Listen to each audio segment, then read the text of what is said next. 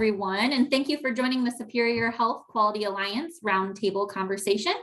My name is Elena Baer, and I am joined today by my colleagues, Janae and Yvonne, as well as our guest speaker, our very own Superior Health QIA, John Glover. For those of you who have been joining these meetings over the past few weeks or even past year, welcome back. Those who are new to the call, we are glad to have you here. We host this 1-hour session on the second and fourth Wednesday of the month. The first half of the presentation is a didactic presentation, and then the remaining time will be question and answer. Besides learning from our speakers, you have helped your fellow nursing home leaders on this call. In the past, you've shared resources and strategies, and we encourage you to do so. One thing I would ask is that you think about any pebbles in your shoe or things you are struggling with or trying to figure out.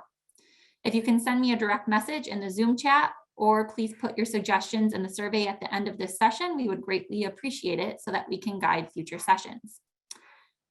Janae will put the link in the chat for the PowerPoint presentation momentarily, and please feel free to use that chat box to share any comments, questions, or anything else that pops into your mind during the presentation, and we will use that for a discussion in our question and answer.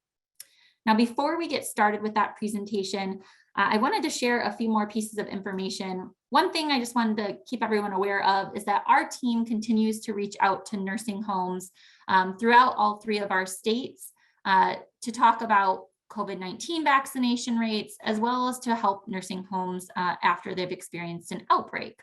One of the things that we've noticed from some of those calls is that some facilities aren't aware of how to look at what the national COVID-19 vaccination rates are in nursing homes, or even what those state rates are. So we wanted to show really quickly where exactly you could find that information, because it is publicly available. So I'm going to just go through a quick demonstration on that before we get into our presentation for today. So the place that you can go to find that information is going to be on the data.cms.gov website. So if you go to this website and you scroll down just a bit, you'll find right here this COVID-19 nursing home data. If you click on that, that brings you to the page that you'll need to find all of that information I mentioned. Slowly coming up here. So what will happen once this loads all the way, which usually there isn't a problem with it loading, is that you'll see the national data right on the main screen here. And then as you scroll down, there's data on the state for both residents and staff. Sorry that this is not working right now. There we go. You'll see right here that you can see the national percent of residents with completed primary vaccine, the staff with completed primary, and then it also shows you those up-to-date rates as well. And then if you continue scrolling down, you can first of all download a list of every nursing home throughout the country with all of their reporting that they've done. And then if you continue to scroll down, you can find this. This first one is going to be a map of every nursing home throughout the country. You can really zoom in and hover over a facility. I'll just choose a random one in Indiana, just in case any of you are on here. But you can see the number of confirmed COVID-19 cases, and then it should also show you the percentages there as well for their COVID-19 vaccinations. So you can kind of do that for any of your own nursing home to make sure that what you're reporting into NHSN is showing up correctly on the CMS webpage. But you could also kind of look at what else is happening in your area with nursing homes that might be right next door. In addition to that, you can continue to scroll down and you'll find these really great bar charts as well that again show primary series, and this is going to be by state. So you can see here we have, let's see, Michigan for their primary residents who have received that COVID-19 vaccination is at 85.26. This is going to be up to date. So we can see Wisconsin right here for up to date, 60.96%. Minnesota is at 69.98%. So you can really kind of get an idea of where your facility is at among the state average and among the national average, and then even among your peers when looking at this map right here. We hope that this is going to be helpful to you. It is just a really great tool to kind of keep an eye on what's going on around the country. and state and local. So we just wanted to show you how to find that information. And if you're ever interested or you forget where this was located, feel free to reach out to any of our teams and we'll be happy to help you find this again. But hopefully you find this interesting and something that you can go back to in the future. Now, with that, I do want to hand it over to our speaker. Today's presentation is about Shine a Light on Stigma. And John, the floor is yours. All right, thanks so much, Elena. Let me just share my screen here. Everybody able to see the slides now? Yes. Okay, great. Yeah, I just want to thank you so much for having me, and thank everybody who's here for the call and for the work you're doing in our nursing homes. I don't know if you hear it enough, but we really appreciate all that you're doing for our elderly population, and we know it's been a struggle. So thanks a lot for your work. So today we want to talk to you a little bit about our Shine a Light on Stigma program and campaign. My name is John Glover. I'm a licensed clinical social worker and quality improvement advisor in the medication safety team for Superior Health. I work alongside Candy Hansen and Yvonne Burston, who are the co-leads for the medication safety team. And this effort is locally within our Superior Health organization, but we're also sort of trying to spread this nationally as well. So let's look at our objectives. First off, we'd like to help you today to see a little bit about how stigma negatively impacts access to care for patients who have substance use disorders. We also like to identify 2 key strategies that help to address stigma, and then show you the resources that we have available on our Shine a Light on Stigma website. And then finally, because we're looking at the nursing home population, I thought we'd take a little time to look at the correlation between adverse childhood events and trauma and the potential for these to result in substance use or the development of a substance use disorder. So let's look at what the problem is. If you look at the first couple of bullets here, you're going to find that stigma tends to restrict access to care, and it can be found in all kinds of settings, even in healthcare. Interestingly enough, when I've looked at a lot of the research, sometimes it's surprising to see that healthcare can be equal to or sometimes even greater than the public stigma, which is kind of surprising. And one piece of research in particular, it was 2019, it was called Stigma in Health Facilities, Why It Matters and How We Can Change It, said this about it, and I'll quote, "Stigma in health facilities undermines diagnosis, treatment, and successful health outcomes. Addressing stigma is fundamental to delivering quality health care and achieving optimal health." So very clear that stigma's there, it's impacting us, and we have to try to pay attention to it if we're going to do good quality work. If you look at the third bullet, this reminds us that stigma prevents people from feeling comfortable asking for help. And in regards to this particular bullet, I'd just like to take a moment to tell you a story of a patient that I had who struggled with alcohol use disorder for many years. He had a long-standing relationship with his primary care provider, and finally had decided that he was going to go and tell the provider the problems he was having with alcohol and ask for help. So he went in, and as you all know, those appointments can be quite short sometimes, and yet he was intent to bring up the subject. And when he did, and tried to begin to discuss, how much he was drinking, the provider basically said, yes, that's not good for your health. You should try to cut back. And that was the extent of the interaction. The patient told me he subsequently went home and returned to drink for 5 more years before he finally got into recovery. So our inability sometimes to hear that people are asking for help can definitely impact our ability to acknowledge and recognize that they're in need of healthcare. So then let's look at this fourth bullet. I left this fourth bullet here because I wanted to actually make a comparison. I've got some new data. This data was from 2017. You can see that in 2017, 80% of Americans who needed treatment for substance use disorders did not receive it. Now that's pretty striking. That's a lot of people with a medical condition that are not getting help. However, here's the new information from the National Drug Overdose Death Center and CDC 2022. So what is that, about 5 years later, more than 100,000 people have died of a drug overdose in the 12-month period ending in August 2022. Despite the many strategies being deployed, opioid deaths continue and are now only 1 in 10 people with a substance use disorder receives treatment. So now we're up to 90% of people not getting the treatment that they need.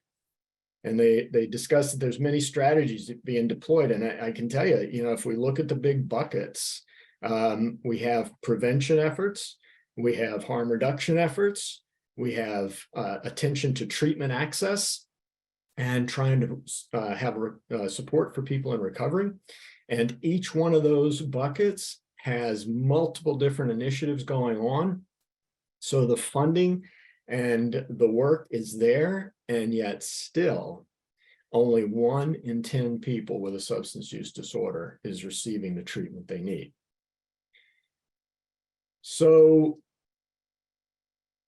what we did is our team took a look at this and said, so what might be going on here? So our solution was, we think it's a big part of it is stigma. And so we developed the Shine a Light on Stigma campaign. And our focus in the campaign is really simple. We're asking people and organizations to commit to using person-centered language when referring to people with substance use disorders, and to commit to learning more about the individuals who have a substance use disorder and are now in recovery. So what I often try to remind people of, we've had this kind of discussion in other around other healthcare conditions. We try no longer to say the diabetes case in room 203, right?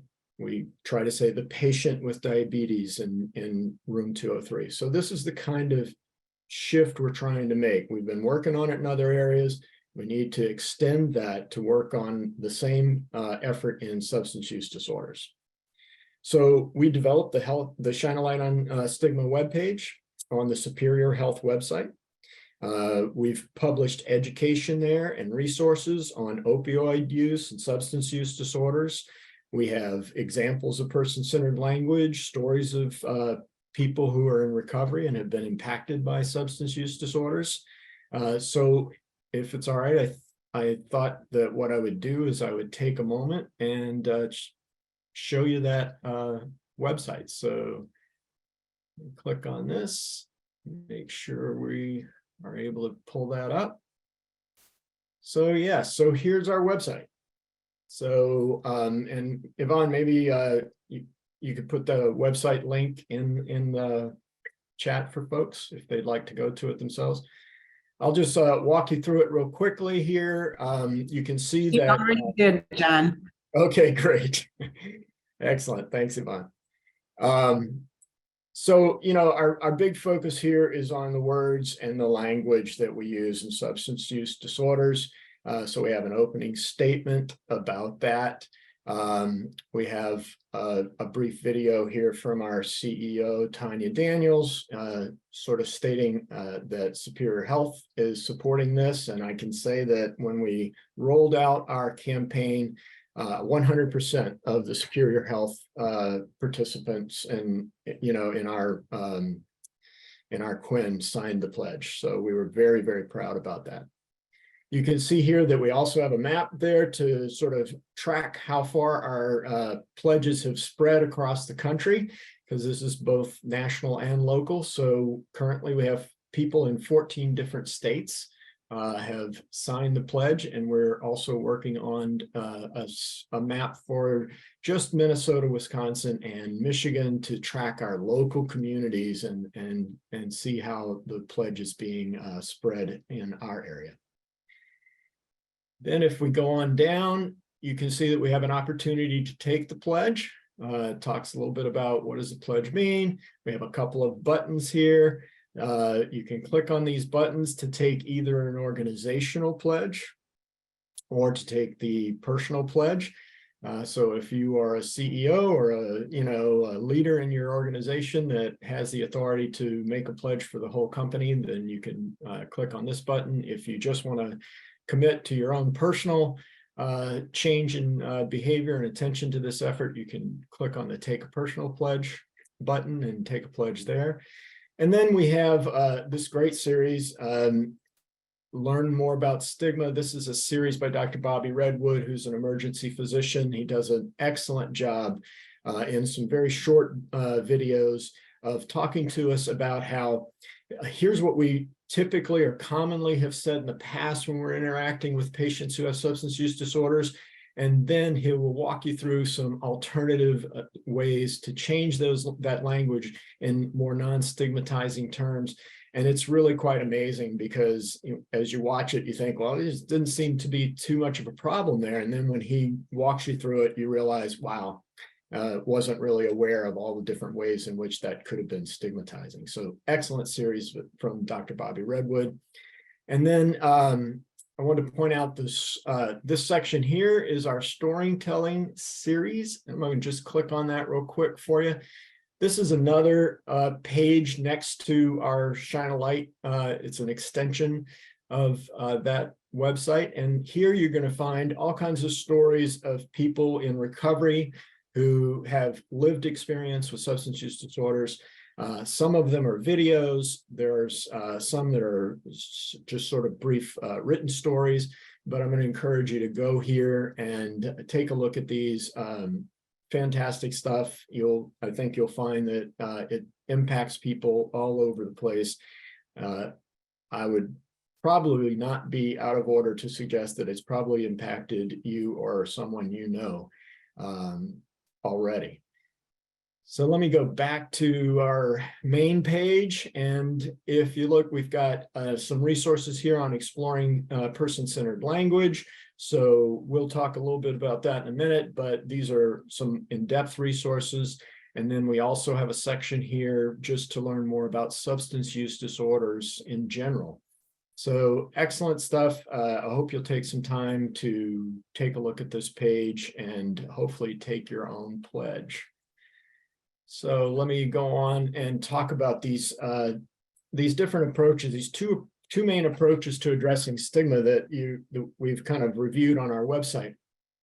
They include changing your language and increasing your contact with the stigmatized population. So first of all, let's look at changing language. Words are really, really powerful. If you think about it, words have been the core of both what we call blessings and curses throughout history. And the reason a blessing or a curse was so powerful is because words impact how we think, how we feel, our expectations, and how we view and interpret the world around us. They're so powerful that when we have all of that going on, they also then influence our actions and how we behave in the specific situation. So they're incredibly powerful.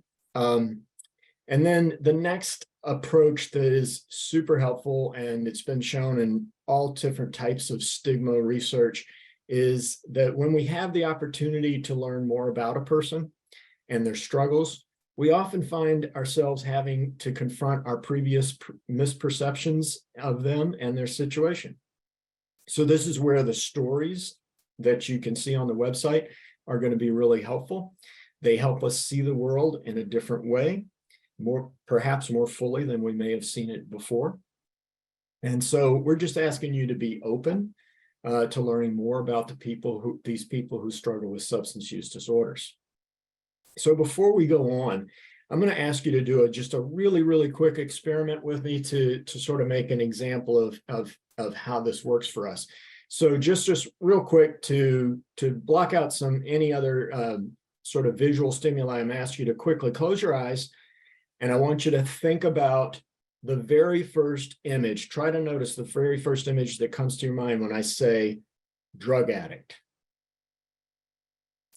Whatever image came to your mind when I said that word or those two words is the result of the story you've been exposed to that has defined the term drug addict for you.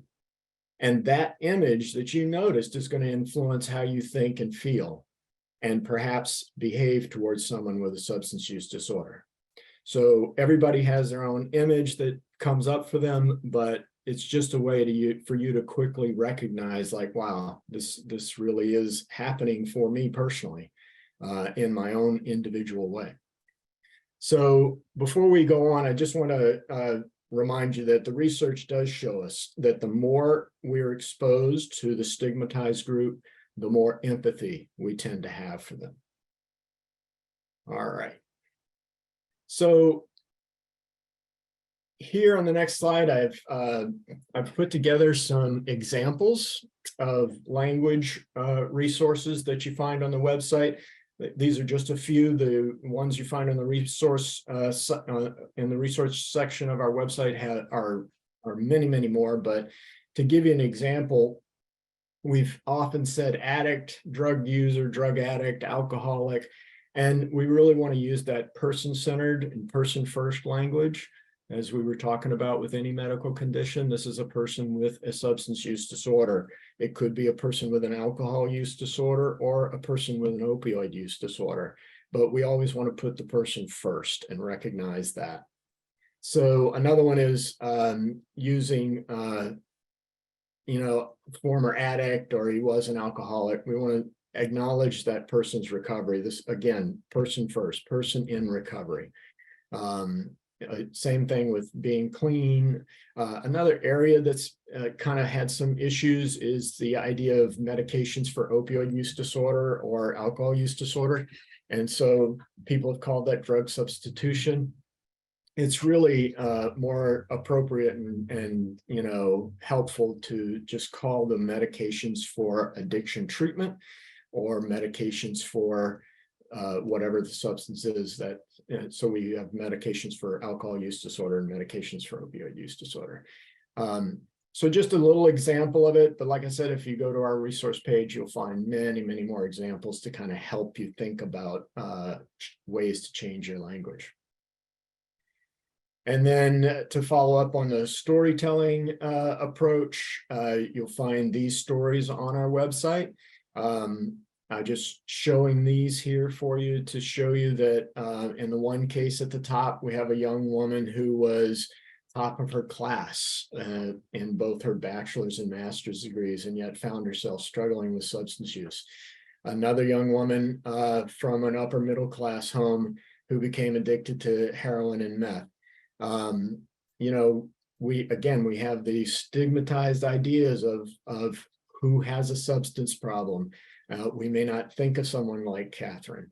And then finally, we have a young man who literally says he nearly lost his life 15 times.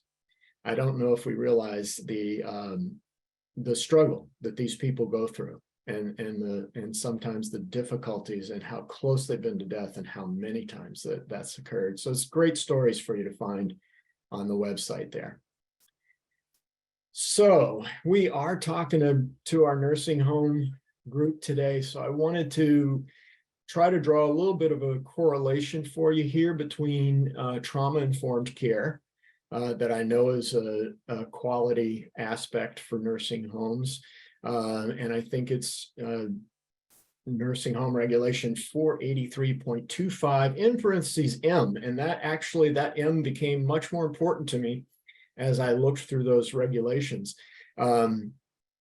So my understanding is that this regulation comes under the quality of care heading, and I'm just going to read it for you real quickly to remind you about it in case you haven't read it recently. It says the facility must ensure that residents who are trauma survivors receive culturally competent, trauma-informed care in accordance with professional standards of practice and accounting for residents' experiences and preferences in order to eliminate or mitigate triggers that may cause re-traumatization of the resident. You know, that's big stuff, because as I looked at that and I looked through all the other things, I thought, this is M. This could have been A, right? I think we might want to think about how our view of the person from the very beginning impacts all of the other quality of care, actions that we take. So when we begin to think about stigma and the importance of it, one of the things that I think about is maybe it's a place to start rather than a place to add on somewhere in the list. And then if we look at the connection between trauma-informed care and substance use, what we want to look at is the impact of adverse childhood events. I'm assuming most of you may have heard of ACEs, or adverse childhood events.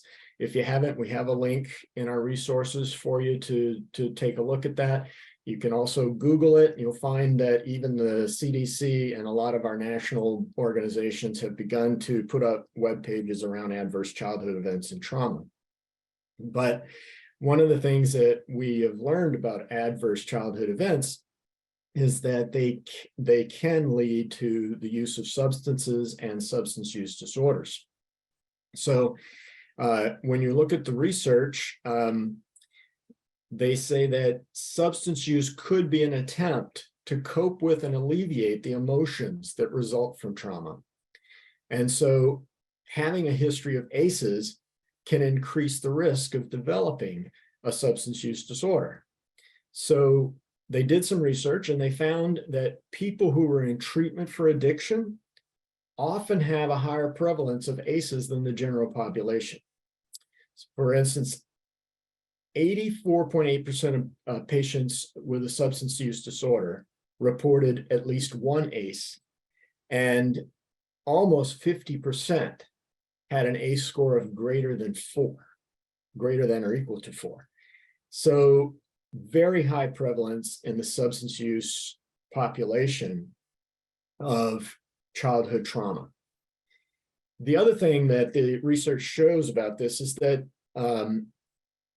the risk of these traumatic experiences is cumulative. So as the number of ACEs increases, the risk for developing a substance use disorder sometime during the lifetime also increases. So this is huge. So then when I looked at this, I'm thinking we have ACEs and early childhood trauma that can lead people to use substances, maybe develop a substance use disorder, and then they come into our nursing homes years later and they're struggling with maybe a substance use disorder and possibly that history of trauma. So how does this connect with the 5 principles of trauma-informed care? Well, I did a little looking into this, and the 5 principles initially was safety, trustworthiness, choice, collaboration, and empowerment. And I know there's variations on those, but right from the beginning, safety as the top principle is all about creating spaces where the patient feels physically and emotionally safe. And if you think about, the guide that we read from the nursing home regulation, that's really what it was getting to, is that the patient needs to be physically and emotionally safe. But as I looked at the 5 principles of trauma-informed care, and some of you may already be thinking this, I've seen that they've recently added a 6th one, and they added cultural, historical, and gender issues. Well, in my mind, you couldn't speak more directly to the impact of stigma than to include that as part of our trauma-informed care principles, because that's what those are all about, right? Those are all about stigma. So I think if you look at this, you'll see that as we work with patients, it's really crucial to try to look past the behavior that you may be seeing and try to think about the person and the potential way that this person might be in emotional pain from whatever either past history or even more current history around their substance use may have occurred or happened to them. All right. So our ask is pretty simple. We're asking people and organizations to take a pledge, to learn more about this situation and change it by changing the language you use when you're talking about substance use, and encourage other people to do the same thing. So there are 2 buttons on the website that I showed you earlier. One is for the organizational pledge, one is for the personal pledge. We hope that you'll take some time and click on that button and read through it and make your own personal pledge. Just to give you an idea of what that pledge looks like, I pulled up the one for the leader or the organization. And you can see here that if you're a leader of an organization and you'd like to make a pledge on behalf of the entire company, you can commit to changing stigma by making a pledge here. The 3 things we're asking you to do are this. 1, listen to the stories and the counsel of those with lived experience. Learn more about these people as individuals. Secondly, act in ways that treat people with substance use disorders with dignity and respect by changing the language that we use when we talk about these conditions. And then thirdly, we ask you to lead, encourage and support each other through peer-to-peer counseling and coaching, and try to help us do a better job. I know personally, as a clinician for many years, I grew up in the culture where the diagnostic categories use the terminology of abuse and dependence. We're no longer using that terminology. So it takes a while to make a shift, especially when, especially around substance use, we've used this terminology that's stigmatizing for decades. So it'll take some time, but if we support each other in the effort, we can do it. All right. So if you're not a leader of an organization, please use that personal pledge button and take your own pledge. And that'll be a great help in moving us forward. So let's see, resources here. We've got a list of resources for you. Obviously, the Shine a Light on Stigma website is one. We have a resource from UNC around how to reduce stigma and bias and harm when working with patients. I included a naloxone resource for you because when we're working with patients who may have an opioid use disorder, it's very important to have naloxone available in case of an accidental overdose. And in an elderly population, this can be very, very challenging because they have many medical conditions. And so an overdose can occur even if we're not expecting it based on some, co-occurring condition. We also included a preventing an overdose tip card from the CDC.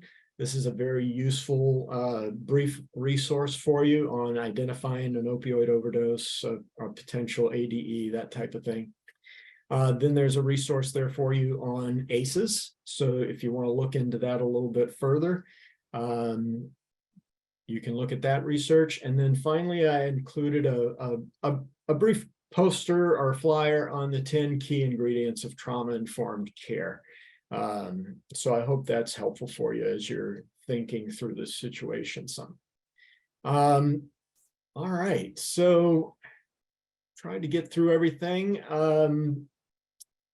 So I got Candy and Yvonne with me today. Hopefully they can help out with the question and answers if we have things, but I'm happy to take any questions that you might have at this point.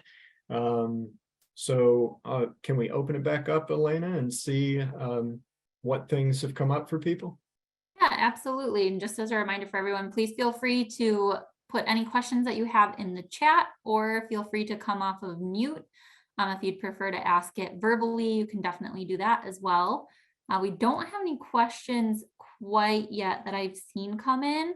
One thing I kind of want to ask the participants is kind of on that topic of naloxone. How many of you on the call today do have naloxone at your facility and have training, maybe even to give that. Many of you have that on site. And perhaps if you do, I'd be curious to know if you're keeping it in your cart, or if it's, where it's located, and how if your staff is trained to use it, and how your training is done. Is it done when they come on board, or do you have an annual training? That type of thing.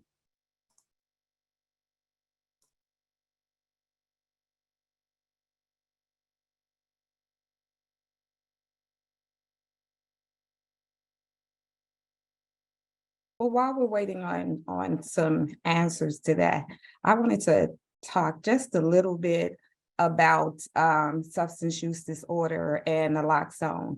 I worked at a facility where we had a resident come into the facility who had a history of drug abuse, but while he was in the nursing home, he was doing so well and was very friendly with all of the staff. He was someone that everyone could talk to.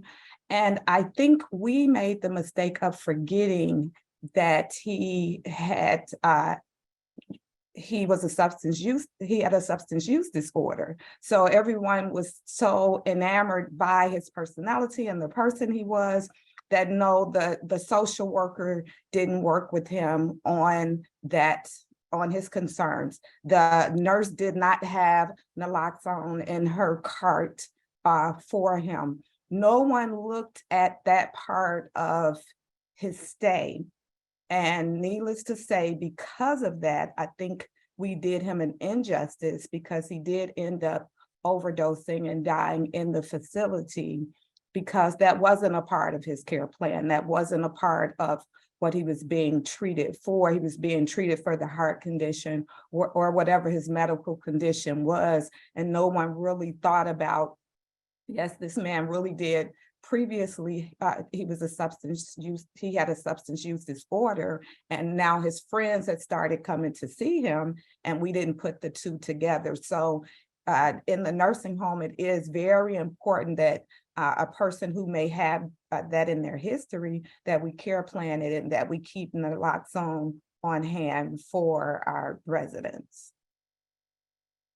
Yeah, thanks a lot, Ivana. That's a very interesting situation, right? So we have an older resident who's there, may not even have been using recently, but has connections and family or friends who maybe are still in the community. And especially in this environment, when we have fentanyl out there in various degrees, extremely dangerous situation.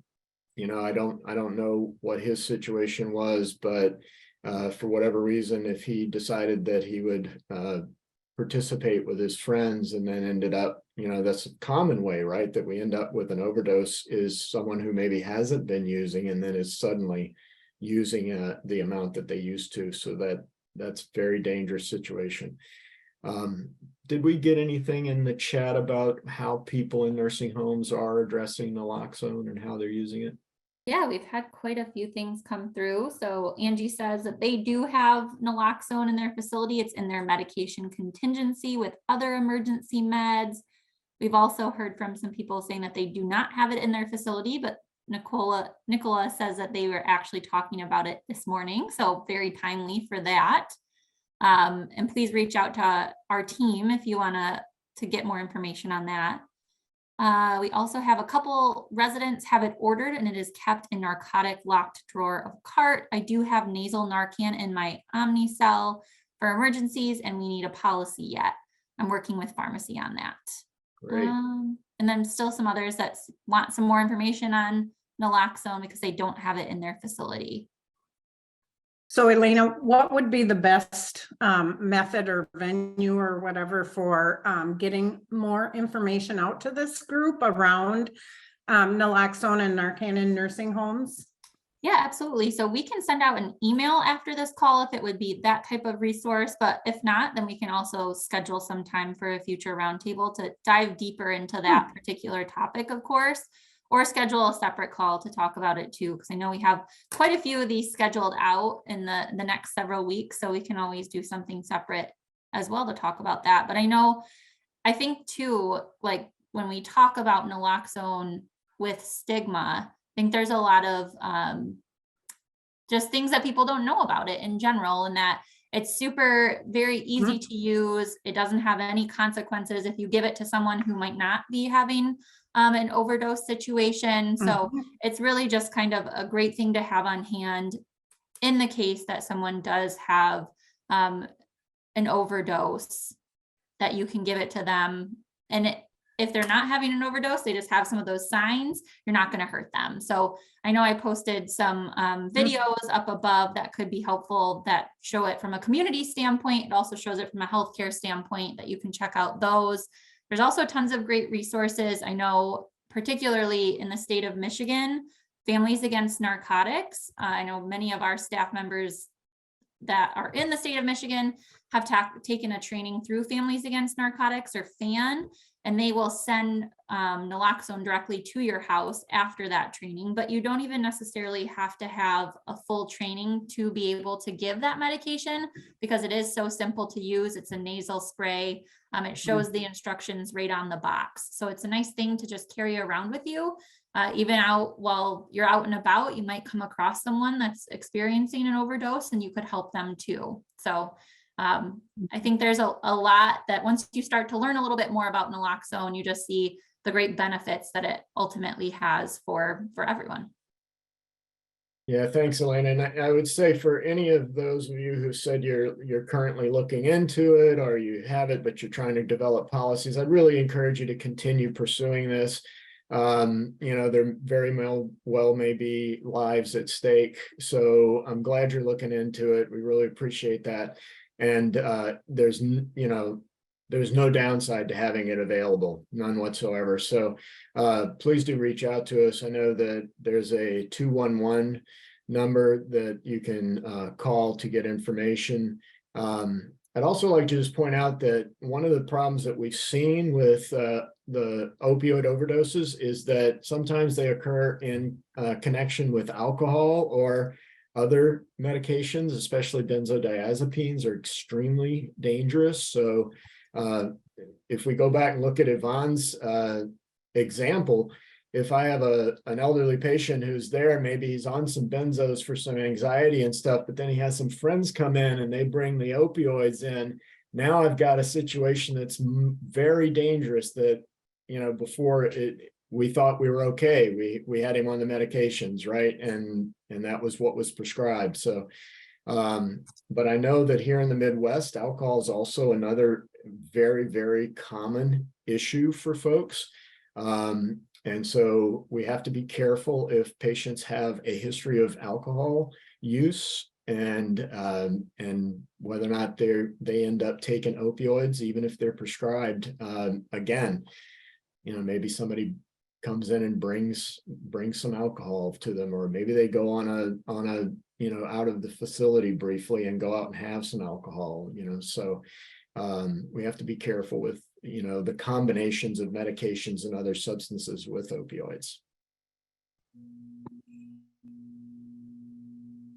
And I just want to mention once again the pledge, because it's so important to take the pledge and really, I think John said earlier that the more you are around it or talk about it or discuss it, the importance, it becomes more important to you. And so it's important for their recovery to know that they're being treated as a person, that we're doing person-centered care, and that we're taking their concerns seriously. And we're watching the way we're talking. We're making sure that we don't demean them. There's one video on our Shine the Lights page that this mother talks about how she didn't treat her son as she would have treated him if he had a cardiac issue.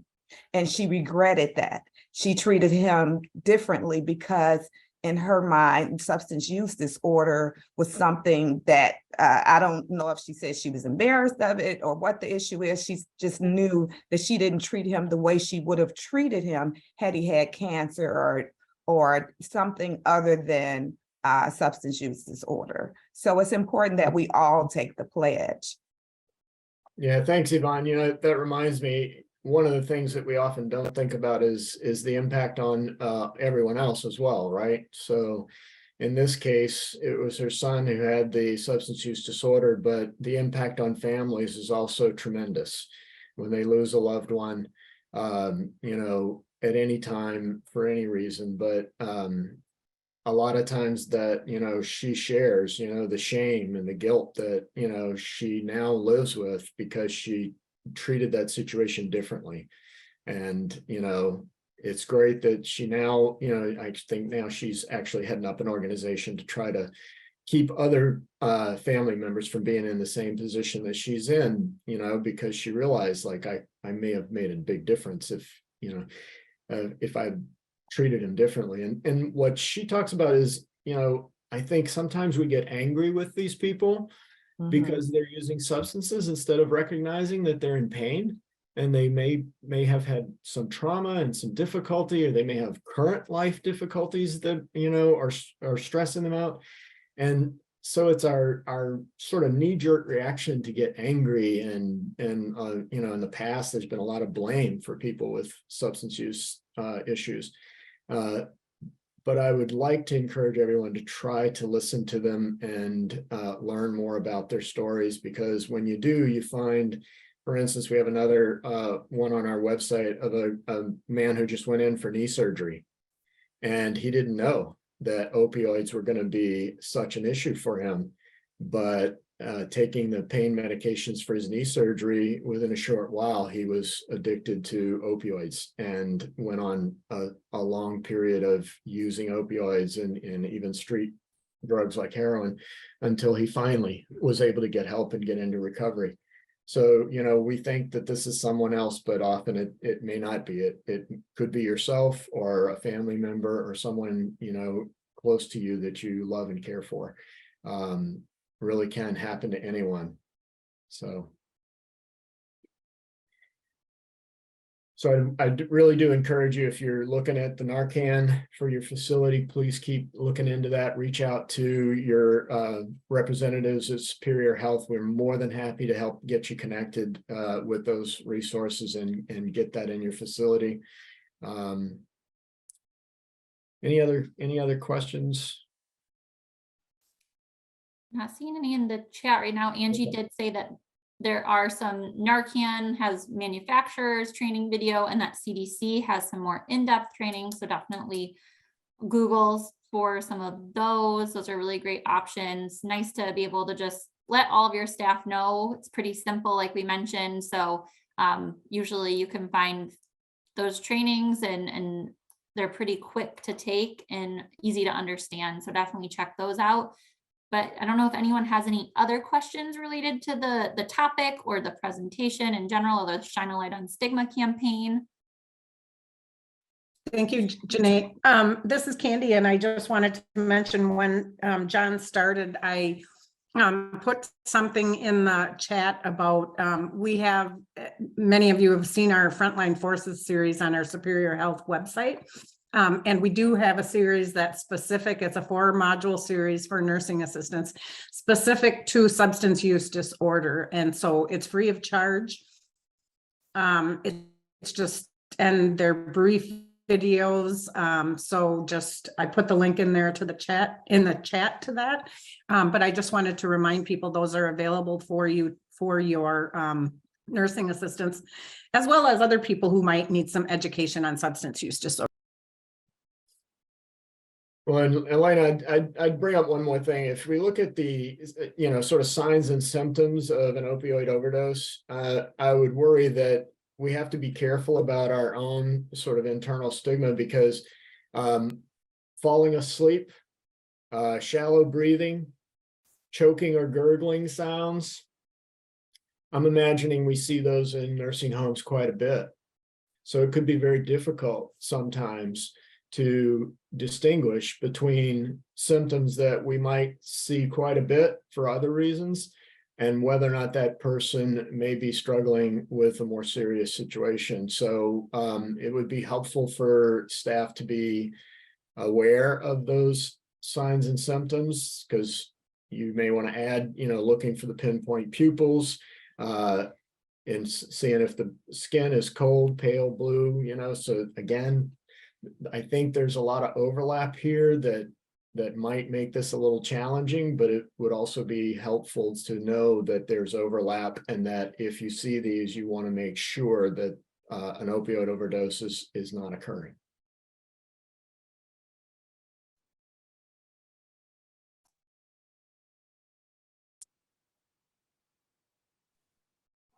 Just had a thank you come through the chat from Jennifer. Thank you for this excellent series and also the campaign.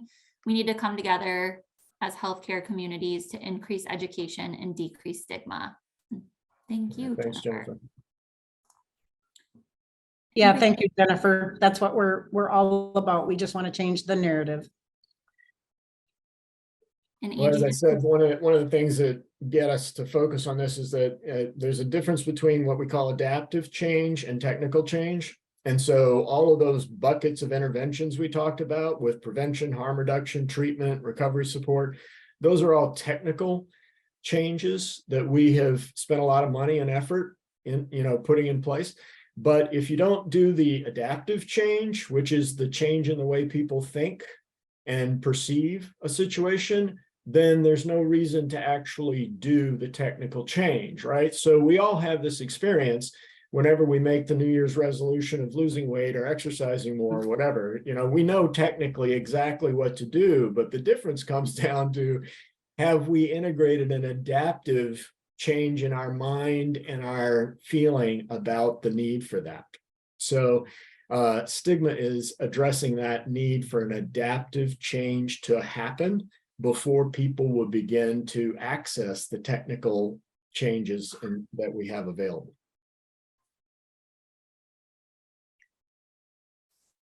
absolutely. Thank you so much, John. I know we have a few minutes left here still, so I just want to make sure that there are no additional questions. I see Angie popped in the chat.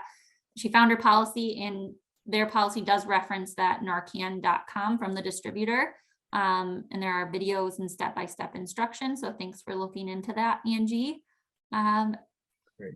Any other questions from anyone before we end the call today? I did want to mention, for those that's interested in the modules in our Connect, we also have a new module coming out, and it's really talking to the Stigma about how to address others who may still be stigmatizing residents. And sometimes, seniors have that situation and they feel uncomfortable talking to someone who may be their subordinate. And so we're trying to walk them through what should be said and how that situation should be handled. So that will be coming out really soon. Thanks, Yvonne. Yeah, there's a lot of great resources on that Frontline Forces page. And I also just want to mention one last thing is, I know Janae has been posting in the chat an evaluation. So please feel free to let us know how you enjoyed today's call, and let us know any future topics you'd like to hear. And we can definitely make sure to get some resources out and potentially another call out about naloxone more specifically. But we really appreciate everyone's time today, and thank you for joining us. And thank you, John, Candy, and Yvonne for your presentation and all the great resources. We will see you back here in a couple more weeks. And thank you all again. Have a great rest of your day.